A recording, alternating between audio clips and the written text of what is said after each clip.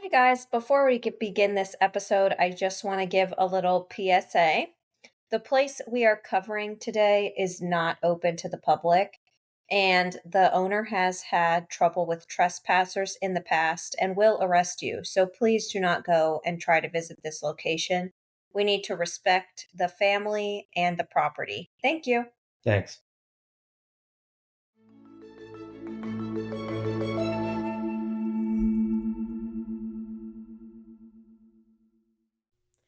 Hi, my name's Aiden. And I'm Jake. And welcome to History and Haunts.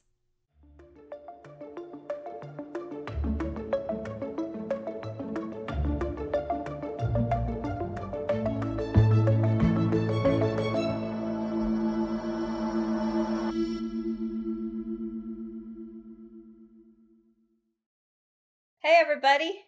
Hey. Welcome back to another episode of History and Haunts. Oh, yeah. I'm very excited to be here. Mm-hmm. Episode 14, I think. 11? Oh. Is that wrong? Oh, no, it might be 11. I'm pretty sure it's 11. 10? Is this episode 10? No, 10 It's was 11. 10 was last week. We didn't do anything big for 10 because I clearly don't remember it. No, I don't know that you really enjoyed that episode. What was that one? The toll booth. Oh, yeah. I liked it. The feces rolling down the stairs. Yes, that episode. I do remember that. Mm-hmm. How could you forget it? I remember now. Well, I guess yet again, I don't really have anything to say. I'm enjoying a lovely 3 days off from work. Although, when this episode comes out, I will be suffering at work. What about you? Anything you want to add? Nope. Just taking this class this week. That is it's like a 9 to 5. And I haven't worked a 9 to 5 in a very long time. So don't really have much time for anything, I'm coming to realize. So I can respect the people out there working a 9 to 5 because after I get off of work or off of this class, it takes me like an hour to get home. And there goes my motivation. That hour-long drive kills everything. So I'll be glad to be done with this class, to get back to the gym, start feeling my normal again, you know? I'm going to say this in the nicest way possible. And it's going to sound really terrible. Oh, great. But I don't mean it in a terrible way. But, you normally work 24-hour shifts, right? And I love this whole you're gone, 9 to 5, because you get to be home every night, which is great. But yesterday was the first day I was home and you were gone, and I was like, oh yeah, he's at work. I was planning out my day. And then I was like, shit, he's going to be home at 7, which means I need to get everything I want to do. I won't be coming home tomorrow. Which means I need to do everything that I want to do done before he gets home. Oh, how does that feel? How does that feel to have to do that? Oh, I got to take the chicken out at 6:30. I got to take it out at 7:15, and then I was like, damn, home. I can't watch my show tonight. I got to watch it now because we'll have to watch Hell's Kitchen tonight. I'm glad you're feeling like this. I'm glad. Yeah. Other than that, though, I love it. I love having you at home every night. Yeah. And that helps that I'm not at work, so I'm just like a stay-at-home dog mom right now, living my best life. Well, I'll just be glad when this week is over.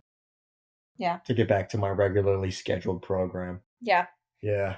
Now, let's get back to our regularly scheduled program. Today, we are covering a place that I found out kind of accidentally. I found out about it accidentally. Okay. As I told you guys previously, I'm going to do some little mini series, I guess. And one of them is Haunted Roads. And I was looking up the Stagecoach Road in Texas.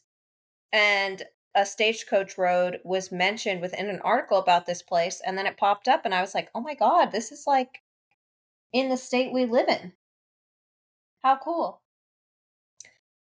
And I really wanted to take a little road trip to go visit this place. But then, like I said in the PSA, it's not open to the public anymore.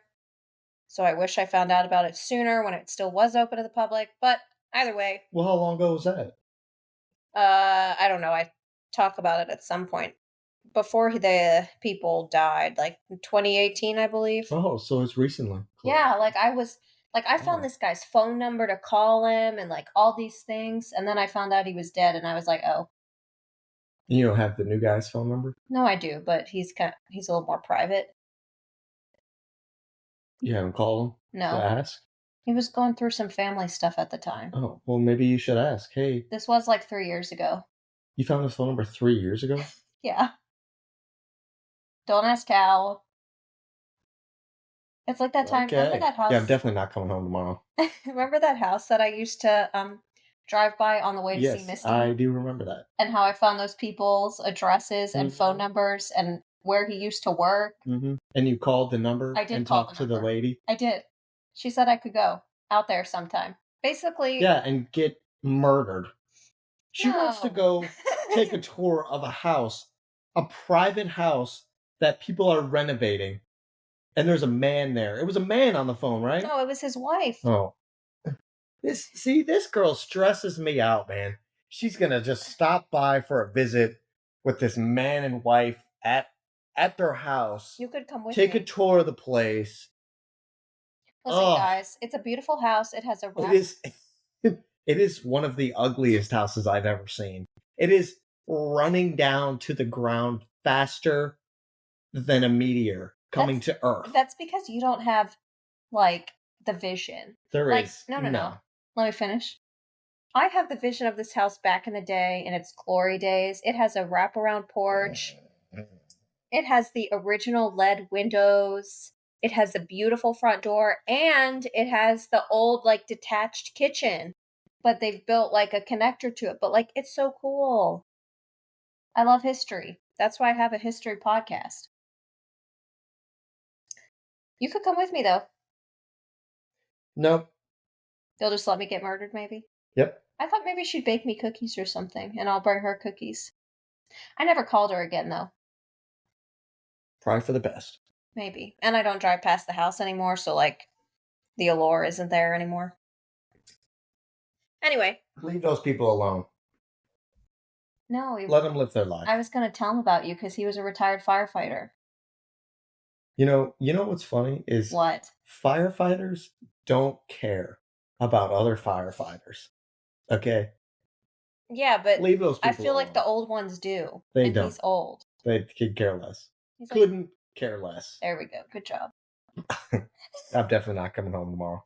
I've taught you some things. Okay. Back to this episode that we are very excited about. In case you didn't read the title of it, we are covering the town known as Kerr City, Florida. It is located within the Ocala National Forest between the St. Johns and Ocklawaha rivers. Isn't the St. Johns the river that runs backwards? I'm not too familiar with it. There's like this river in Florida that instead of running north to south, it runs south to north. I feel like it might be the St. Johns. I wonder why that is. It goes like up to Jacksonville. Oh, I wonder why that does that. I don't know. I'd have to research that. This city, Kerr City, is located on the shores of Lake Kerr, hence the name. Nice. The lake was first documented in 1835 by a government surveyor named Robert Kerr, hence the name Lake Kerr. Soon after its initial documentation, the Seminole Native Americans that lived here at the time drove the new settlers off of their native land and back to Fort King, which is located in Ocala, Florida. Not much is known about the area after this time, but there have been like some things found, like buttons and fragments of gear indicating that soldiers were in the area. And probably like during Civil War times. After the Civil War, the cotton crops became less popular, so old and new settlers began to start citrus farms. And citrus remained popular in the area, I think, for a very long time. Citrus farms, you talking about like lemons and limes and oranges and stuff? Yeah. Lemon, lime, orange? Yeah. Okay. Like if you drive around like this area of Florida, I believe you can still see old groves. They're poorly maintained and the trees are dying, but they're there. Yeah, you said it's in the National Forest? Well, like in other parts of Florida too, but this is in the Ocala National Forest. Yeah. Yeah. In 1884, Kerr City was founded on 205 wooded acres that used to be part of a cotton plantation. The land was bought by Florence and Robert Henley from people who ran a sugarcane plantation.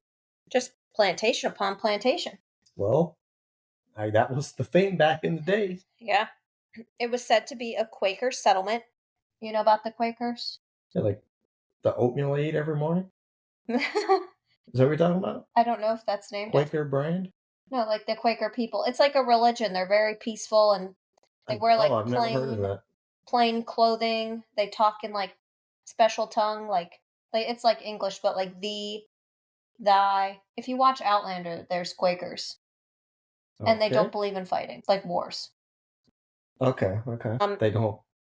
They don't believe in war. No, like they don't like historically, they don't participate in wars.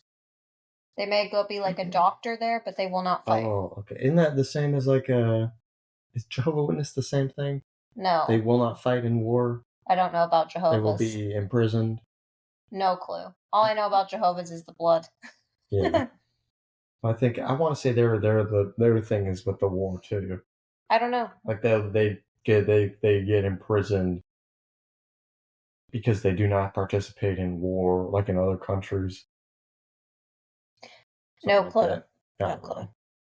Kerr City was actually the second city in Marion County, with the first being Ocala. Nice. Isn't that cool? That is cool. The first settlers in this city were the Swan, Henley, Terry, Giles, Ford, and Elliott families. There were about 25 houses built within the first year of the town existing.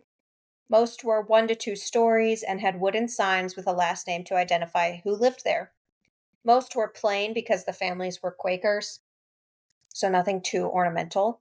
They had brick chimneys, a central staircase, porches that went the whole width of the house, like a nice porch.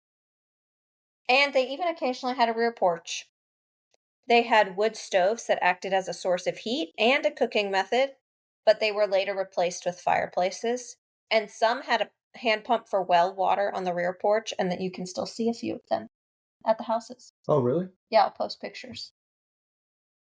The town had become popular for travelers because of the stagecoach road that ran through the town. This road was a route from Palatka to Tampa. Where is Palatka? I feel like that's a town you drive through and you're like, oh, we were just in Palatka, but there's nothing there. Look it up. I want to say it's above Ocala. I don't know where it is. Palatka. Palatka. I've heard of that. Is it up by Tallahassee? Or is that that's Pennsylvania? I want to say it's above like Ocala area, like upper right, like northeast. That's my guess. Okay, there's Palatka. Oh, it's over by St. Augustine. Never eat. Oh. It's east. It's kind of like diagonal with Gainesville, Florida. Oh, I didn't know St. Augustine was way up. I thought St. Augustine was a little lower than that. No. Anyway. Okay, so I was right then. Yeah, you were right. For upper right. Mm-hmm. That was a long journey back in the day. Palatka to Tampa. Oh, I'm sure that's weeks. Oh, that's got to take weeks. Definitely. The town included a church and a school in one building. They had a post office, which was established in October 8th, on October 8th, 1884, with Zillah Terry serving as the first postmaster. They had a weekly newspaper founded by H.M. Pratt, with it first being published on Christmas Eve of 1884 under the name Kerr City Advertiser. They had a general store, and even a hotel. The hotel was built in 1884. Is it a motel or an actual hotel? It's a hotel. How many floors did it have? 3. Oh. Yep, it was built by Dr. Junius Terry, who had come from Chicago. Very cool. I know, isn't that cool? That is just so cool, yeah. Mm-hmm. They also built... What's the year? What time frame are we? 1880s. Oh, okay, yeah, because there was probably still plantations, but there wasn't. It was probably paid workers, right? Yeah. Yeah. Yeah. But in it. But this was like a little town. There wasn't. It was on an old plantation. It wasn't a plantation. Also, they didn't use the fields at all or anything. No, like the families around it, I believe, maybe had orange. Like that's what first brought them here was the orange. And didn't it work for slavery? Like once slavery ended, the I guess the slaves, now the freed people, they didn't know what else to do, so they just got paid to keep continuing working. Yeah, because the plantation owners like denied them education, so they didn't know how to read or write. They didn't know how to do anything except farm because that's all they were allowed to do. So then the plantation owner probably just contracted them out or something like that. Yeah, they kept the people who are now free decided to stay on the farm because Makes sense. what else are you going to do? No, I'm 100%. I do the same thing. I'd keep working, just keep getting paid. You know. I don't know if they were paid. Or Oh, like no? if it was like you get this roof Oh, over your head. you'll be here for. Oh yeah, because then they got like they built the better rooms for him and got Like him what we- insulation and Yeah. newspaper and stuff. Yeah, Yeah. I was talking about. They also had a new schoolhouse that was built in 1885. Unfortunately, that is no longer there. It had to be taken down due to vandalism and multiple arson attempts. Really? They people trying to set that thing on fire? Recently, yeah. Which is so sad because that would be Why? such a historic building. Why would somebody do that? Because they're assholes. The town was a 26-block town with 100 residents at its peak. So, really, really small town. Beulah Ave was the main road of the town, and if you look on Google Maps, you can still see Beulah Ave. Can you? At some point, Marjorie Kinnan Rawlings visited the town and went down the street. And she's like an author that wrote about life in Florida or something. The Yearling. You ever heard of that book, The Yearling? I want to say yeah. She wrote that book. Oh, okay. Yeah. In 1895, there was an intense freeze that killed all of the crops. The economy was destroyed and families left to find work. The school and pharmacy shut down first, and the church no longer held services. Even the church shut down? Well, I guess people got to leave. Yeah, There's people no left. money. Yeah, their crops died because orange trees are very like fragile. They don't do well in cold. Yeah. That's why they typically grow in Florida because we don't get very cold. The Stagecoach Road that had been a very prominent like route became less used due to a lack of crops being sent out and the railroad expansion. So overall there was just a lot less like foot traffic in the town. Benjamin Swan, who was one of the founders, wintered here until his wife became ill, at which point they moved away completely. And by 1905, the town was entirely abandoned. With the exception of the preacher and his family, they stayed for a little bit and moved into the hotel. But in 1907, the family woke to find all of their money and things were gone, along with the preacher. So the wife took it as a sign that the hotel was an evil place and burned it down and took her family and left. Wow. So the hotel is no longer there. I wonder, like, what happened, though? Like, did the preacher... Why did I'm assuming the preacher took everything and left. Yeah, that's what it sounds like. Yeah. Did she just not think about that? No, she did, but she had been abandoned. No. But the family was still there, like her kids and stuff? Yeah, it was just the preacher. And no one ever heard from him again? Not that I know of, but it's also probably not documented, you know? Yeah. But I wonder if he was, like, failing to provide for his family and, like, ran away rather than face his failure, I guess. Not that it's a failure, but... What are you going to do? Yeah. In the 1920s, the town became reoccupied again, but it didn't last for very long. Between 1905 and 1940, the original pine foundation piers and wooden entrances on most of the houses were replaced with concrete blocks. And these were also actually made by one of the founding families that still lived there, the Smiley family. Mm-hmm. And they built 2 blocks at a time and replaced all the foundations on the houses. Oh, that's awesome. In 1941, the post office officially closed. And Kerr City was gone. So was the post office abandoned from when everybody left the first time? Well, from my understanding, which it wasn't specifically stated, but the town was abandoned, everyone left, but the post office stayed open. Maybe their, little surrounding community still used that post office until 1941. Yeah, makes sense. Yeah. But at that point, town's basically gone. Lillian, who was Benjamin's sister, who was one of the founders, remember? And then he wintered there. The wife got sick and they moved away. So Lillian and George Smiley, a member of another original family, began to buy the properties that made up the city. They did so until George died in 1945. In 1955, his son, Alfred Fletcher Smiley, who I believe goes by Fletcher, was able to buy all of what remained of the town. Today, the property is owned and maintained by the great-grandson of Fletcher, grandson of Arthur Brennan, and his name is Scott Brennan. It is private property, like I mentioned. So don't go trying to visit it. You know what? If I was listening to this, I would go there and visit it just to spite you with how many times you've said it. Well, then I hope Scott arrests you. It's fine. I really want to visit it, though. Yeah, you should call him up and ask if we can go there. I might have to one of these days. You should. Hey, we're here in regards to making a documentary. We'd have to plan like a little day trip. Yeah, because then he's going to be like, what if he asked to see the documentary being made? Then we're going to have to... Well, I'll show him my podcast. We're going to have to be... I'll be like... We'll have to bring a camera and actually, this is the documentary. documentary. You have to actually do it. You got me, man. We're not filming a documentary. No, we're not. Arthur believes his grandfather saved the town.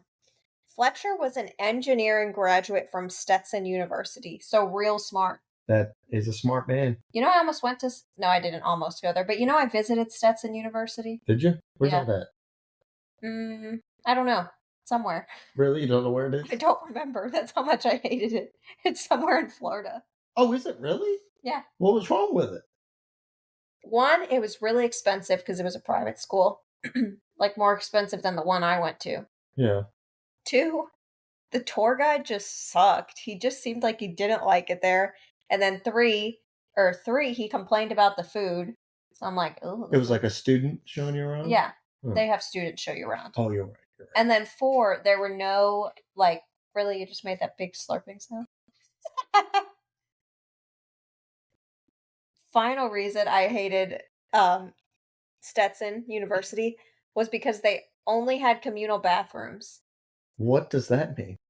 They only had community bathrooms? Is that what you're saying? Like locker-style bathrooms. What's wrong with that? I didn't want to have to take a shower. If I want to take a shower, I want to have a private area to take my shower or take your a dorms, shit. Like your dorms? You what? To take a shit. I don't want to shit in a community bathroom. Oh. Yeah. Sure, I didn't know that. Oh my god. Wow. They had... So you meant like community bathrooms? Yeah, like the floors were divided, female and male. And then on the floor, there would be like a bathroom and you would all share it. Or like at the school I went to, it was one room with 2 people, another room with 2 people, and a bathroom in the middle. And you guys shared it.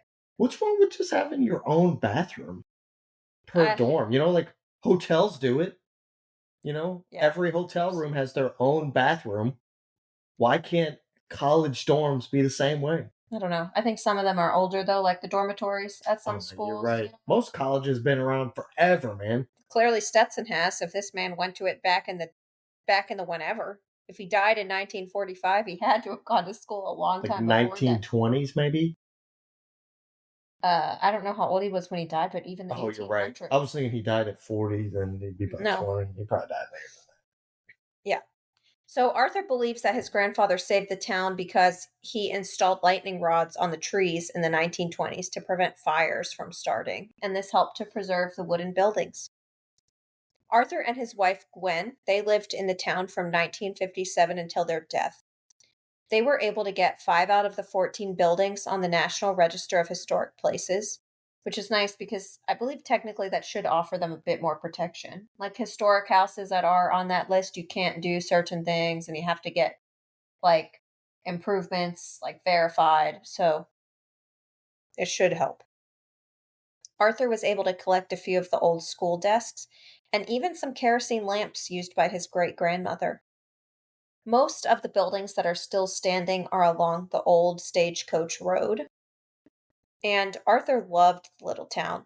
And he said that the town at its current state is like how it was when he was a boy and he didn't want to change it. And this is the guy that's still alive, or no? This guy's dead. Oh, okay. His son is alive. He believes he got his passion from his grandfather, who loved the city.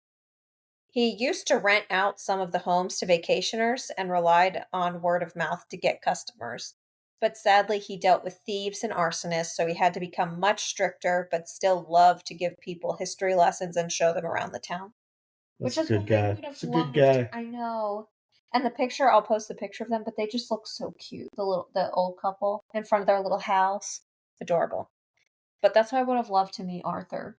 Because I would have just loved to hear all that he had to say. When did he die? He died in 2019 and his wife... Very recent. Wow. And his wife died in 2018. She died in like October and he died in like January. That's horrible. Well, he was old and his wife died. That happens a lot. People die very close. Yeah. That's an actual thing. That is, I don't know if you call it a phenomenon, but it's an actual thing. Well, there's even the broken heart syndrome. I think that's what I'm thinking of. That's Takotsubo cardiomyopathy, I believe. Is it? Yes. I never heard of that one. I just had the broken heart syndrome. That's like the medical term for it. What is it? I believe it's Takotsubo cardiomyopathy. Or Takotsubo heart failure. Let me look. Takotsubo. Yeah. Takotsubo cardiomyopathy. Wow. Did you just pull that one out of? My brain, because guess what? I'm a smart bitch. I love... You love my confidence. That's what you were going to say. Okay, yeah. If it ever happened that you died, this is what I feel like would happen to me. I'm serious. Broken heart syndrome. Anyway. Okay. Both Gwen and Arthur are buried in the Kerr City Cemetery. Oh, they really? Mm-hmm. That's probably the best place for them. Yeah, right where they loved, in their city. That's so cool, man. I know. Oh, I would love to meet that guy. He just seems like a good guy. Never even met him. He seems like a good guy. Just renting out little cabins. Wanting to tell people about it. He'd probably come out and see something like broke a window. He's probably like crying about it. No! Trying to fix it. He's got like glue all over his fingers trying to fix this window. What a cutie. I bet he was just so nice. There are quite a few remaining buildings, though, today. I'd have to look to find out the exact total. And the document that I was looking at, I looked at like the document for the National Registry of Historic Places. That's from 1998, so just a couple years ago. But today, the district includes 40.5 of the original 205 acres. Outside of the 40 acres, there are many structures from the town that are still present. There's the Downing and Jones steam sawmill. There's a few houses. The site of the old schoolhouse is still there. This is outside of the 40 acres. That's owned by others. Yeah. There's foundation beams and blocks can be seen from the schoolhouse along with some desks. There's also the Williamson Cemetery, which... And that's where they were buried? So, no. I was looking this up because I couldn't find anything about Williamson Cemetery, and on some websites, the term Kerr City Cemetery and Williamson Cemetery are like alternated, as if they're one and the same. But according to the National Registry of Historic Places website, the Williamson Cemetery predates the planning of the community, and none of the original settlers are buried there. So maybe it's just lost in the woods somewhere at this point. The general store is also located outside of the 40 acres. And what happened to the school? What happened to that? So the schoolhouse, that's what they had to burn down because people were trying to vandalize it and set fire to it. Oh, did you already say that? I did. Oh, what the heck? That's okay. It happens. Huh. You can still see the single lane sandy roads that appear much like they would have back in the day. Within the 40 acres, there's the boarding house, which was built in 1885. It's a stopping point for travelers and their horses, or it was a stopping point. And it's right along the Stagecoach Road. Fletcher actually lived here at the boarding house during his time as a caretaker. There's a Texaco pumping station What? like a gas pump, which was installed in 1925, and it's the oldest operational pump in Florida. It still works. At the time of my research, yes, which my research was like, what, 3 or 4 years ago at this point? But I just feel like it's sad that like there's all these historical things here. Like, the houses, whatever, those are old and historic, they're all over the place. But we have the oldest functional gas pump in the state of Florida just sitting out in the woods somewhere without really any protection. That's just so sad to me. Yeah, how do they know it still works? People use it? Arthur said it worked back in the day before he died. You don't trust Arthur's word? I do. I trust them in my life. Exactly. The Kerr City Post Office building is still there. It was built in 1880 and it's along the Stagecoach Road. It's one of the most popular buildings, especially among paranormal investigators. According to some, Sarah, who was the last postmaster, is still present, and you may see her flowing red hair on the second floor, which is where her bedroom was. The door to enter the post office is high up. It's about 1.5 floors above the ground, so that a horse-drawn carriage could pull right up and collect the mail. That's really cool. Isn't it? There's also a blacksmith shop. There's multiple barns. There's storage buildings for Grove equipment and a boathouse that was built in 1925. I think it would be so cool if, like, the family, and obviously this would cost a lot, but could, like, restore this place or preserve it and, like, get, security and stuff and, like, open it up as, like, a museum almost. Yeah. You can make some money off of that. You could. People would come to see that shit. Yeah, but it would just take, like, a lot of money to get it to the point to be ready to do that. Yeah, because you got to clean up the area, get the roads set, parking.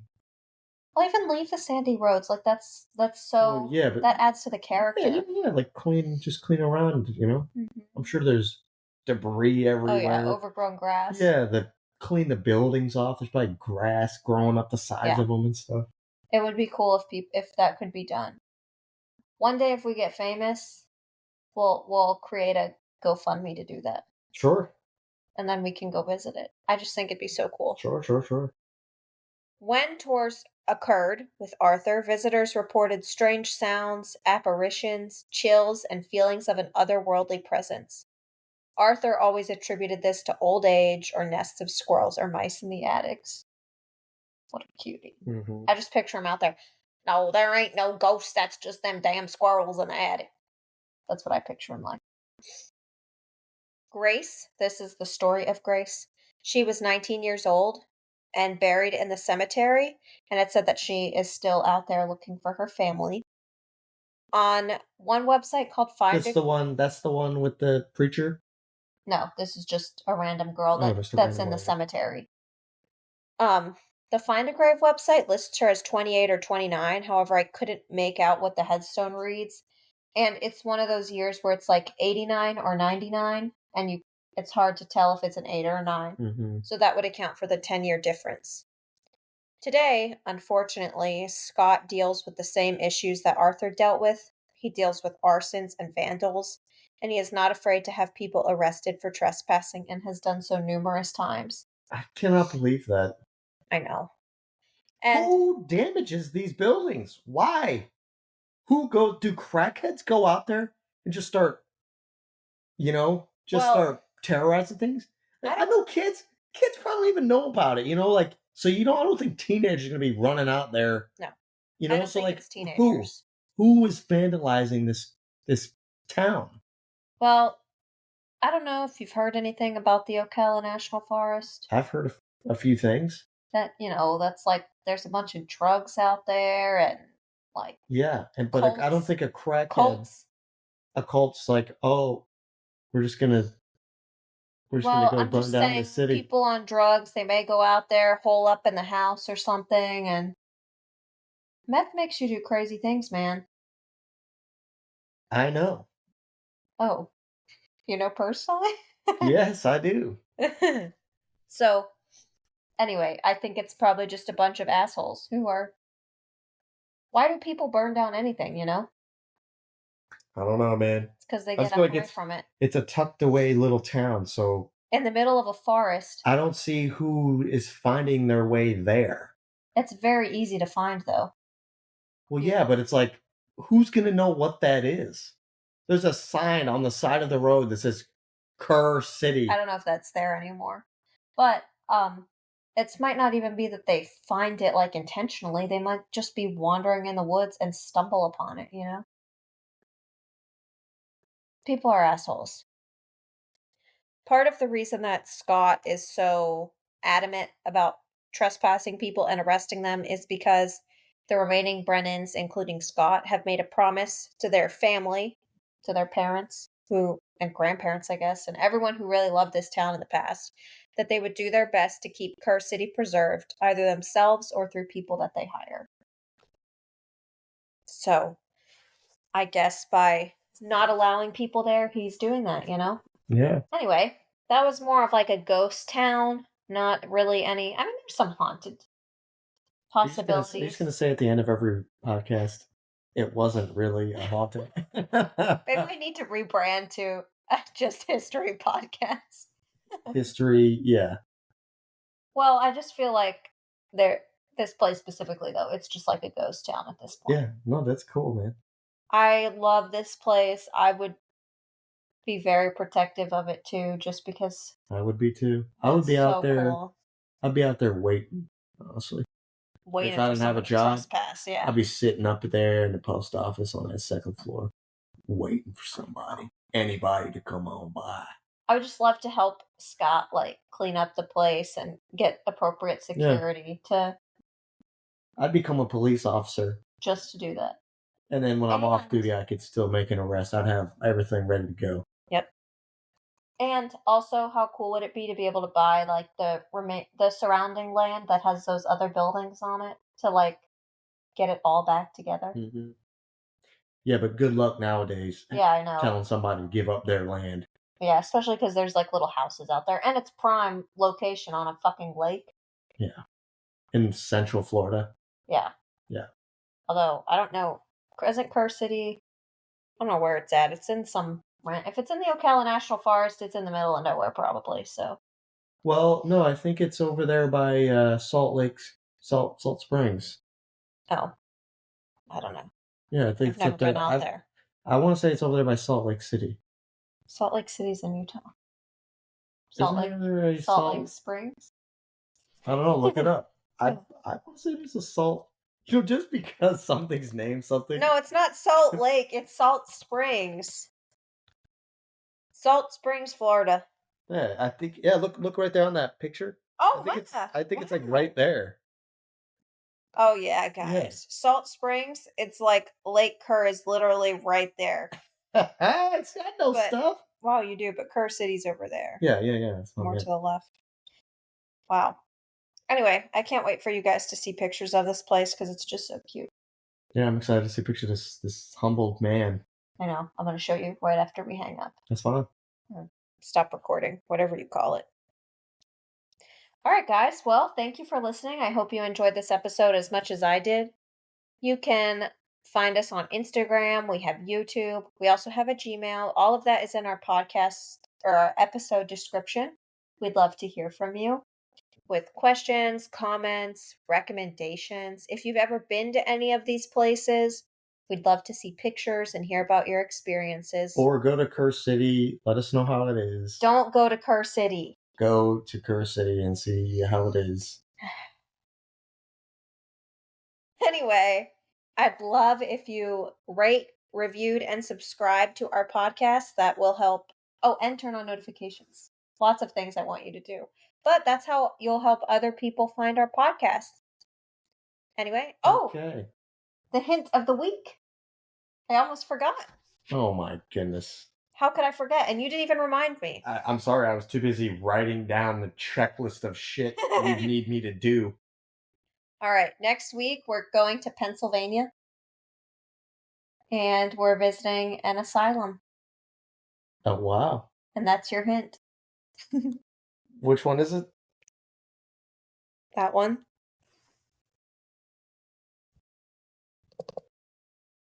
peanut asylum. Oh my God.